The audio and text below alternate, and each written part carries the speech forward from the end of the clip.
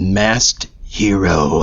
Hello everybody, and welcome to another Marvel Champions discussion video. And this week I wanted to talk about just how juiced the previews that we got from Fantasy Flight Games in regards to the Nemesis kits for both Echo and Daredevil, and how those are shaping up, because oh my, are these some pretty juiced Nemesis, and the cards around them or the context of them is definitely something to behold. I got early access to these cards as part of the content creator program. So these are essentially free previews to me that I'm giving to you after the embargo. So obviously I'm not giving you anything exclusive, but I was lucky enough to get some advance notice so that I can talk about these with a little bit more of a clear head than trying to react to them in the moment. In fact, you'll probably be seeing this the day after most of these cards have already been previewed, or we're already through the preview season. Let's put all that aside and let's just talk about these cards, because right off the bat, I looked at Bullseye, who is a minion with 1 scheme, 3 attack, 5 hit points. He has the assassin trait and the when revealed of choose to either discard a persona support you control or Bullseye attacks you, even in alter ego form. I did not really think too much of this at first. I was looking at it going, okay, well, I mean, I guess he just attacks you, but then I realized, oh, he has 3 attack. So maybe I'm not going to have him attack me. But then how many persona supports can I really have? And in Daredevil's kit alone, he has 3 persona supports. He has Foggy Nelson, he has Karen Page, he has Sister Mary, and then on top of that, he has the Stick support, who probably didn't get as much attention as he deserved.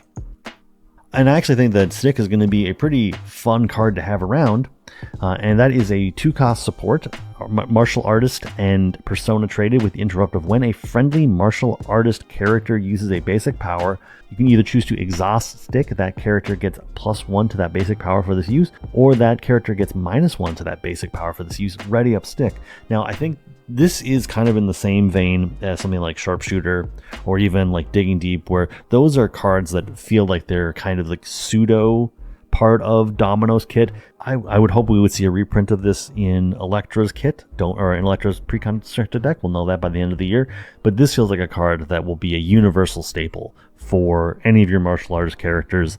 And I have to imagine actually Echo is a martial artist, but I wouldn't expect a printing in her deck. I think it's probably just going to be a Daredevil alone, but this is wild to me. I think this is just going to be a universal staple for martial artist characters, because even if all you're doing is exhausting to give your hero, who's a martial artist, a +1 boost, that's still pretty good. If you happen to have other characters in your deck, like allies who are martial artists, or you're playing with 2 martial artist characters, you can play around with that. Be like, hey, listen, I can thwart for -1 on this if it means that, you get to ready back up and use Stick 1 more time. Like, this is all to say that within the context of Daredevil, I think that Bullseye is going to be an excellent Nemesis for him. He is going to definitely be a hard counter to what they want to do. And when you move this out and you look at other characters that happen to have more supports, like I think of like Kamala Khan, or even like Gwen Stacy, the personas that she has, they are important. But just within the context of Daredevil, I think that this is going to be actually a nemesis that's going to be pretty potent and pretty scary. But we're going to set that aside, because we're also going to talk about Kingpin, who his entire existence is just built around being difficult for Echo.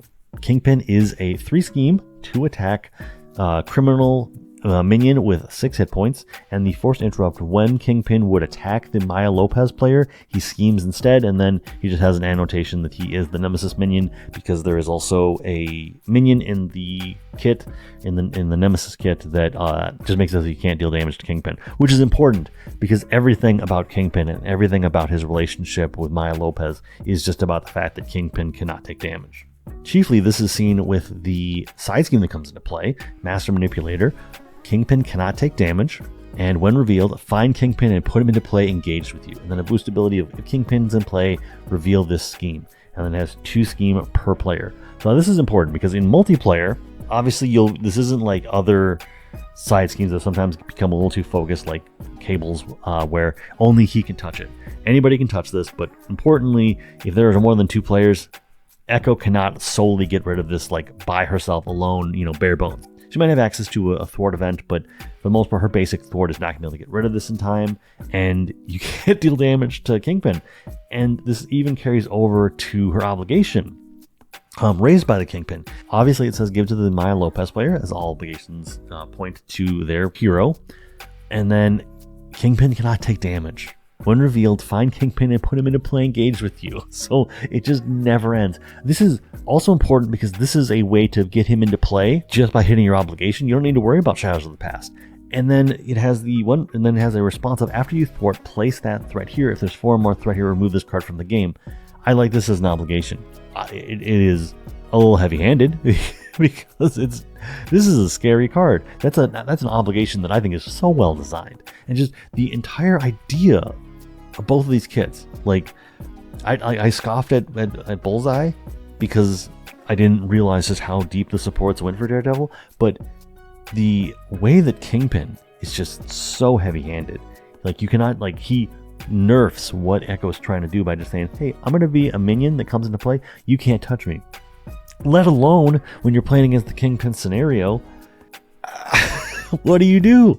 What do you do when your entire Nemesis kit is built around you can't touch the villain? You go to play against the Kingpin villain and you can't touch him, and that is so scary. And I go looking back at the minion, just realizing that, like, he has a 3 scheme. So when he goes to attack Echo, he's not going to attack her. He's just going to scheme for 3. Well, I guess that kind of paints a picture. That paints the fact that he's not looking to take out Echo. He's just looking to further his agenda. And again, this is so well designed. I think both of these are just chef's kiss, just amazing cards in the pantheon of Nemesis. Like, I almost need to do another review of all the Nemesis minions, because I think these two are going to rank very highly up. They are very potent. But I also want to wrap this up real quick by just pointing a look at 2 cards that were also previewed. The Daredevil deck is going to have a card called Move in the Shadows. It is a 2-cost upgrade with a discount of 1 if you are a martial artist or a spy. It is temporary, max 1 per player, and response of after you play a card, including this one, remove 1 threat from the scheme. So the temporary is definitely relevant. I don't want to overlook that. That is a very important thing that balances this card. This feels like one of those cards where, obviously, this is a little more expensive when you're playing with someone like Hulkling. But Hulkling's the kind of character that definitely wants to play events, and Assess the Situation is a card that has almost become kind of like a universal staple for him, just because, but he wants to play cheap events. And in a context like this, where it's like, in any Justice deck, you could just be throwing in some Assess the Situations into whatever hero you want, and suddenly you might line it up so that you can remove a bunch of threat. And I realize this is not the most powerful card in existence. This is not the most powerful card that we've seen, in 2026 alone. But I look at this and wonder what the untapped potential of this card is going to be, because I can see, just a lot of really cheap Justice events that are going to turn this on, and suddenly, in a universal card pool, and you're playing like, one way or another, it's just free, it draws you 3 cards, and suddenly that might be another event you can play, and you can remove a threat. And then you play the card that has Scarlet Witch on it. When you remove all the threat from something, you can deal 3 damage to an enemy. That's also free. And it goes on and on and on, like, because it's not even events, it's any card. And that is what I imagine real focused players are going to do with this card is probably going to be ridiculous. But I just wanted to highlight that because I think this is going to be just a card that is going to, I don't want to say it's going to be like there's a pre-Move in the Shadows era and there's going to be a post. I don't think that's going to be the case, but I do think that there's going to be people that are going to definitely take advantage of this card. And then the last card I want to talk about, again, it's temporary, but it is the Best Defense. It is a 1-cost upgrade, again, temporary. Your hero gets +1 defense, and use your defense in place of your thwart or attack. I am just thinking about every hero I know that just starts with a base 3 defense, and what they're going to be able to do with this, even for a turn. If you are somebody that, like, you want to play in a readying up strategy, you don't even need to have 3 defense. That's just the heroes that are coming to my mind where I go, this is going to be fantastic for them. But if you are a hero that can ready back up a bunch of times, like your Ghost Spiders, like your X-23s, which I don't remember what her defense is necessarily, or you're just a hero that has, like, your Hercules, and you have access to limitless stamina, and you can use your defense. Well, Hercules might be a bad example of that, but either way, you can use your defense. You can ready it multiple times. You are playing in a repurpose strategy, and you're able to just use your high defense in a way to deal 3 or 4 damage multiple times. this is a card that I think there will be a point in time when there is a the best offense period, and there's going to be a protection era that is after the best offense. And this is a card that I hope in 2 years we see reprinted again. I hope this is one that can stick around, that doesn't get busted, but this looks incredible. And yeah, again, thank you Fantasy Flight Games for giving me an advanced head notice as just a content creator, so that I can give you, like I said, a little bit more forethought about this, a little bit more thought, and give it the best presentation as possible. But until the next video, I will see you all. You're doing great. Keep it up.